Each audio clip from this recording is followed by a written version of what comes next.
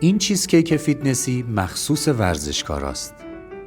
از اونجایی که پست چیزکیک رو خیلی دوست داشتین تصمیم گرفتم یه چیزکیک درست کنم مخصوص ورزشکارا. به نسبت چیزکیک‌های بیرون خیلی کالریش پایین‌تره و از همه مهمتر پروتئین خیلی بالایی داره که آخر ویدیو بهت میگم. یه یادت بدم چجوری درستش کنی. 2 موز رسیده رو پوست بگیر و لهشون کن. حالا بهش 85 گرم جوی 2 سرپرک اضافه کن. برای اینکه بافتش زمان پخت شل نشه بهش یه قاشق چایخوری بیکینگ پودر اضافه کن و خوب با هم مخلوطشون کن. حالا توی یه ظرف 100 گرم پنیر خامه‌ای کم چرب، 3 قاشق ماست ایسلندی، یه قاشق آرد جوی 2 سر، یه قاشق استویا و یه کوچولو پودر وانیل اضافه کن و مخلوطشون کن. حالا یه دونه انار می‌خوای که باید نصفش رو دون کنی و بریزی داخل ظرف.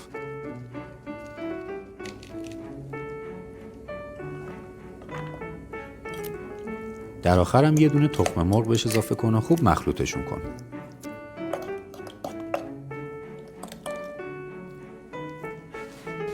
حالا مواد موزی رو بریز توی ظرف چرب شده و مثل من پهنش کن.